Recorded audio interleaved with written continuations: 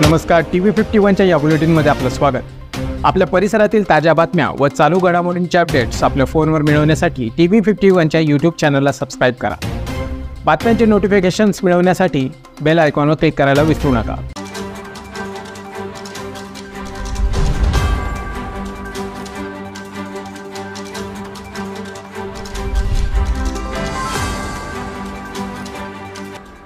सप्तशृंगी गड घाट रस्त्यावरील पायरी रस्ता क्रॉसिंग परिसरात टेम्पो ट्रॅव्हलर वाहनाने अचानक पेट घेतला। सोमवारी रात्री 8:15 वाजेच्या दरम्यान ही घटना घडली। भाविकांचे टेम्पो ट्रॅव्हलर हे वाहन नांदोरी ते सप्तशृंगी गड या 10 किमी रस्त्याने गडावर जात असताना वाहनाच्या इंजिनमधून धूर येऊ लागल्याने चालकाने वाहन थांबवले। यावेळी प्रवाशांनीही सतर्कता बाळगत वाहनातून सुखरूप बाहेर पडत आपला जीव वाचवला।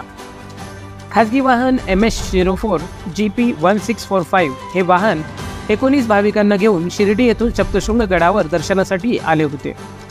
दरम्यान या खासगी बसने अचानक पेट घेतला। यावेळी प्रसंगावधान राखत बसमधील सर्व प्रवासी सुखरूप बाहेर आले, त्यामुळे यात कुठलीही जीवितहानी झाली नाही। मात्र आगीत प्रवासी वाहन संपूर्णपणे जळून खाक झाले आहे।